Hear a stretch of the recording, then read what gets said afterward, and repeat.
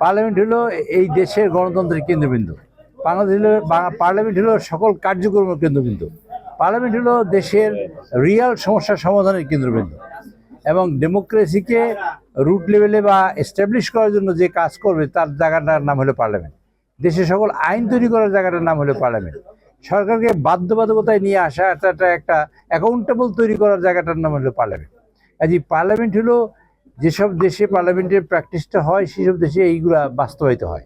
আমাদের দেশে গত 17 বছর ধরে ফ্যাসিস্টরা এই কাজটা করতে দেয়নি, সেই জন্য একটু ইনফ্রাস্ট্রাকচার হয়ে আছে, মানে মানে কি বলে একটু সমস্যার মধ্যে আছে। এখন যাতে এই সমস্যার সমাধান হয় তার জন্য আমরা চেষ্টা করছি এবং পার্লামেন্ট যাতে গণতন্ত্রের কেন্দ্রবিন্দু হয় বা বাংলাদেশ যাতে পার্লামেন্ট যাতে সকল কার্যক্রমের কেন্দ্রবিন্দু হয়, দেশের উন্নয়নের কেন্দ্রবিন্দু হয়, দেশের সকল সমস্যার সমাধানের কেন্দ্রবিন্দু হয় এবং গণতন্ত্রের প্রাতিষ্ঠানিক রূপ পাওয়ার জন্য তার ব্যবস্থা হয়, সেই কার্যক্রমটা হলো আমাদের পার্লামেন্টের মূল কাজ। অপটিক্যাল ব্রাইটেনার, কালার গার্ড এবং জার্ট লক সমৃদ্ধ অ্যাডভান্স ফর্মুলায় এলো নতুন রে ডিটারজেন্ট পাউডার। কাঁচি দিয়ে যে চুল কাটে তার দুটো পা ছাড়া একটা পা দিয়ে কখনো চুল কাটা যায় না, দুটো পাই লাগবে চুল কাটার জন্য। কাজে অপোজিশন ছাড়া যেমন পার্লামেন্ট প্রাণবন্ত হয় না এবং কার্যকরী হয় না, আবার সরকারি দল এরকম লাগে। সুতরাং অপোজিশন তো অবশ্যই গুরুত্ব পাবে এবং সেই গুরুত্ব সহকারেই তাদের ব্যাপারটা দেখা হয় পার্লামেন্টে। এটি নিয়ম, কিন্তু বিগত দিনে দেখা হয়নি, ভবিষ্যৎ দেখা হবে ইনশাআল্লাহ। পার্লামেন্ট তো স্বচ্ছ জায়গা। পার্লামেন্টে যখন আইন প্রক্রিয়া হবে, কাজটা হয়, তখন এটা ওপেন হয়, সকল মানুষেরই পার্টিসিপেট করার সুযোগ আছে।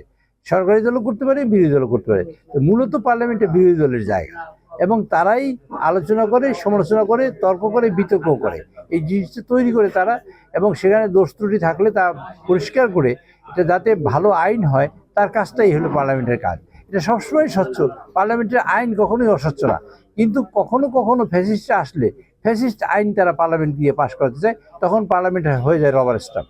একটা রাবার স্ট্যাম্প হয় পার্লামেন্ট, সেটা আমরা করবো না। যে কারণে মাননীয় প্রধানমন্ত্রী দেখছেন যে কয়দিন 2 দিন সেশন হয়েছে 2 দিনই উপস্থিত ছিলেন এবং আগামী 30 দিনই তিনি যদি রাষ্ট্রীয় কাজে দেশে বাইরে না যান তিনি পার্লামেন্টে থাকবেনই। এটা একটা ইয়ে। আর তাছাড়া আরও একটা বিষয় আপনারা লক্ষ্য করেছেন বোধহয়, বিগত দিনে একজন মাননীয় প্রধানমন্ত্রী দেশের বাইরে যাওয়ার সময় সকল মন্ত্রীরা লাইন বহর দিয়ে যাইতো ওখানে, কিন্তু উনি পার্লামেন্টকে কার্যকর করার জন্য এটা যে তার এই উদ্যোগ, তিনি বলেছেন চিফ হুইপে থাকেন না, চিফ হুইপ থাকবেন এবং বাধ্যতামূলক করেছেন চিফ হুইপ থাকার জন্য, মন্ত্রীদের মধ্যে একজন থাকবে মাত্র।